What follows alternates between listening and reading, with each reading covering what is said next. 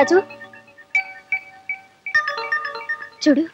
శ్రిత కమల కుచకుండల అమ్మో కుచకుండల అమ్మో కుచ నవారనుకున్నావా నా వేలనుకున్నావా రాట కట్టి కొట్టించగల ఏదో నా కొడక దగ్గర రే అప్పుడు ఇప్పుడు ఆ గుడి వీధిలో 24 నెంబర్ ఇంటి సంగతి ఏం చేసావురా? అడుగుదాం అనుకున్నానండి. అమ్మగారు ఆ ఇంటికి వచ్చారు. అమ్మగారు వస్తే అడగకూడదు. మరి ఆ గాంధీనగరంలో 34 నెంబర్ ఇంటి సంగతి? ఆవిడ సంగతి అడుగుదాం అనుకున్నానండి. దాని మొగుడు వచ్చాడండి. అమ్మో మొగుడు వస్తే అడగకూడదు. చూడు వాళ్ళ మొగుడు వల్ల మనకి మన పిల్లల వల్ల వాళ్ళకి ఏ కష్టం రాకూడదు. అది మొదటి సూత్రం, తర్వాతే మన సుఖం.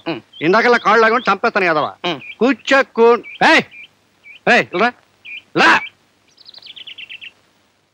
ఎవడా నువ్వు? ఆసుపత్రి ముందు అనాథ పేషెంట్ లాగా నా ఇంటి చుట్టూ తిరుగుతున్నావు. మోహిని గారు మీకు జాబ్ ఇచ్చారండి.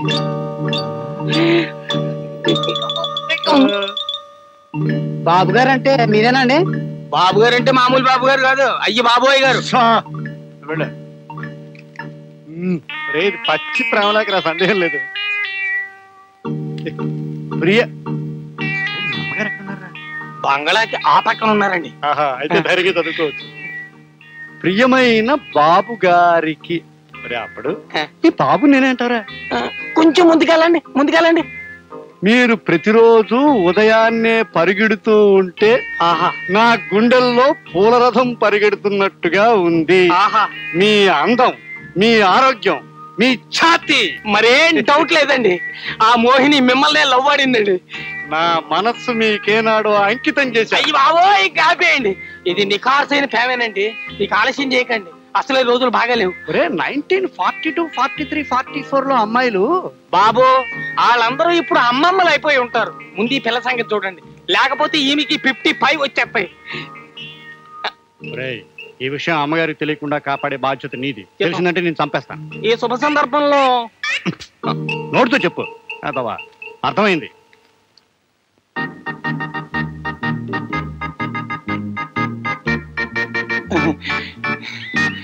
అప్పుడు ఇబ్బందులు అక్కడ వచ్చేసాను రా. నేను వెళ్ళిపో. అలా వెళ్ళిపోవడానికి రూల్స్ ఒప్పుకోవండి. మీతో పాటే నేను భోజనం చేసేటప్పుడు పక్కనుండు, 2 ముద్దలాడతాను తిను. బాత్రూమ్కి వెళ్ళేటప్పుడు నాతో రా, 2 చెంబులు ఇస్తాను పోసుకో. బీడీ కాల్చేటప్పుడు నా పక్కన కూర్చో, బీడీ ఇస్తాను కాల్చుకో. అంతేగాని ఇలాంటప్పుడు అదేట కుదురుతుందండి. మా చైర్మన్ గారు శృంగారం చేసుకునేటప్పుడు కౌన్సిలర్లు అందరూ కాపలా ఉండేవారండి. నేను కూడా పక్కనే ఉండేవాడిని. ఆ విషయం తెలిస్తే అప్పుడే ఉద్యోగం తీసేసేవాడిని. ఇప్పుడు తీసేస్తున్నాను. ఇంటికి పోయా. ఉద్యోగం తీసేస్తారా? అగ్రికల్చర్ లో బిఎస్సి వెళ్లి బద్దిట్లో అరటి బోతలు కట్టించమంటే దుంపలతో సహా తెప్పించావంట. ఇది ఎక్కడ అగ్రికల్చర్ బిఎస్సి రా? మరేనన్నా వీడికి పెళ్లి కొత్తే, అగ్రికల్చర్ కొత్తే కదా. అందుకే నీతో అన్నాను నా దగ్గర పడేయమని. ఓ సంవత్సరం తిరిగి వచ్చేలోగా వాడు ఎలా తయారవుతాడో చూడు. రే అక్కడ తోరణాలు కట్టినట్లేరు, వెళ్ళి కట్టించు. మాయగారు పెళ్లి కొడుకు తరఫు వాళ్ళంతా పట్నం సరుకుట. వాళ్ళకి మన పల్లెటూరు సాంప్రదాయం దర్జా తెలియజేయడానికి చిన్నాపురం నుంచి భోగమేళం తెప్పించి మన తోటలో దింపించమంటారా? కొత్తగాను వెరైటీగాను ఉంటుంది. గోవిందరావు కొంచెం నోరు మోస్తావు. వెళ్ళి తోటలో గాడిపోయిలో తవ్వించు. అది ఎప్పుడో పురమాయించారండి. మీరు నిశ్చింతగా ఉండండి. ఇల్లరి కప్పుడలు అంటే మాట్లా కాల్చి రమ్మంటే చూసొస్తా. ఒరే నాన్న సామెత అది కాదురా, చూసి రమ్మంటే కాల్చి రావాలి. పిల్లలు వచ్చి గుడ్డును వెక్కించించా. గుడ్డొచ్చి పిల్లని రా. పొద్దున్నే ఆ వీధుల వెంట వెళ్ళడం ఏమిటి, ఆ కుక్కలు అరవడం ఏమిటి, ఆ పిల్లలు రాళ్ళిచ్చుకుని కొట్టడం ఏమిటి, ఏమిటి మనకి కర్మ? పోలేండి, పొద్దున్నే గుళ్ళు గోపురాలంటూ తిరిగినా రాత్రి అయ్యేసరికి మందు స్కీమింగ్ లోనే ఉన్నాం కదా. ఎలాగూ మందు కార్యక్రమం ఉంది కనుక శాస్త్ర ప్రకారం ఆయన వచ్చేదంటే కాస్త భక్తి నటించి భజన చేద్దాం. అమరపడిపోతాడు జీవి.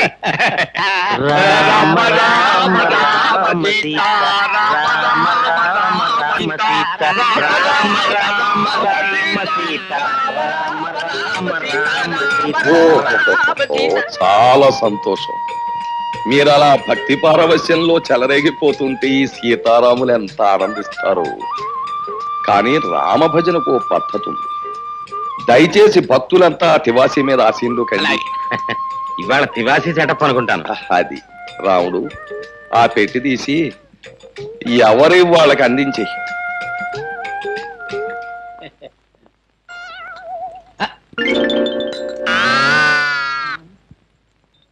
రామ రామచంద్ర ప్రభు. ఏమిటండి బాబు ఇవి? చిడతలు తాళాలును. ఎందుకండి? పసందుగా భజన సాగించడానికి అవసరమైన సంగీత సామగ్రి. వీటితో మేమంతా భజన చేస్తాం. మరి మందు? ఛీ, రామభజన చేసే నోటితో మందు అని అడగడానికి సిగ్గులేదు నీకు? ఈ వేళ నుంచి ఆ నీచము క్షుద్రమైన పానీయాన్ని వదిలేశాం. భజన కాగానే శ్రీవారి పాదతీర్థం, ఆ తర్వాత చల్లటి కొబ్బరి నీళ్ళు. అమ్మో, నా కడుపులో పోట్లు వస్తున్నాయి, నేను ఇంటికి వెళ్ళిపోతాను. పోట్ల ఎందుకయ్యా? ఇంటికి అలా కూర్చో, మన పెరట్లో ఆబోతుంది. ఉత్సాహంగా వచ్చి 2 పోట్లు ఇస్తున్న పొట్టలో ఎక్కడదక్కడ చదువు. బాబు తాళాలు ఇస్తే నేను ఇంటికి వెళ్ళి భజన చేసుకుంటాను బాబు. ఇంటికా? వ్యక్తిగతంగా భజన చేస్తే ముక్తి మోక్షం లభించవు నాయన. భజన అనేటటువంటిది ఎప్పుడు కూడా ఒక చోట కూర్చుని ప్రశాంతంగా సామూహికంగా చేసినప్పుడే దాని ఫలితం. మర్చిపోయాను, రేపటి నుంచి ఇదే వేళకి ప్రతిరోజు ఇక్కడ భజన కార్యక్రమం ఉంటుంది. ఒకవేళ ఎవరికైనా ఒంట్లో జ్వరం వచ్చి గాని, కడుపులో పోట్లు వచ్చి గాని, నీరసంగా ఉండి గాని, భజనకు హాజరు గాని పక్షంలో నేను మాత్రం రాను. 1 గంట అటు ఇటులో ఆబోత్ వచ్చి మిమ్మల్ని పరామర్శిస్తుంది. పంతులు మొదలు పెట్టు.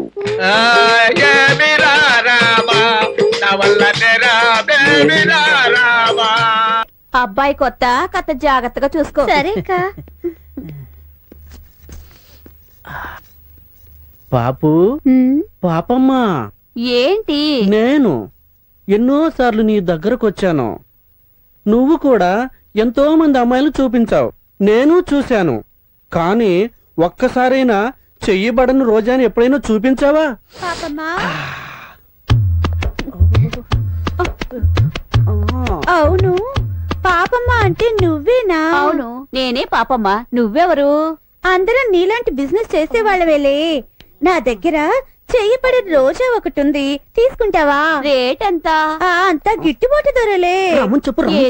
వీలు ఆ ఫిగర్ ని అక్కడ చూడు. సరోజా, హాయ్. ఊరికి సిగ్గుపడకుండా ఇలా రా.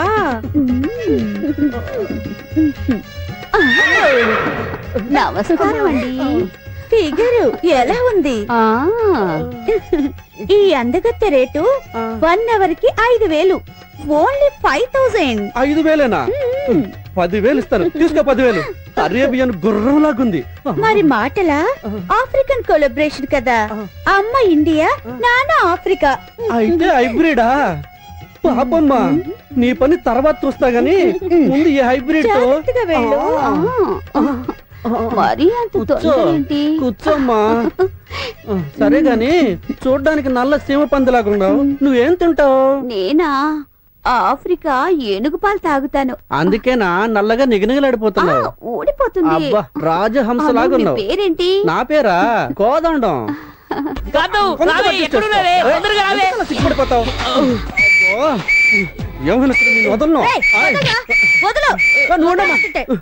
చెప్పేది నీకేరా? డబ్బులు ఇచ్చేది ఆయన ఎవరు అనుకుంటున్నావురా? Police station inspector.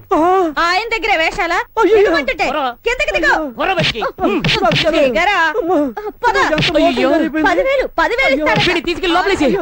అయ్యో, ఇంకొంచెం సేపు ఉంటే నా జీవితం నాశనం చేసేవాడే.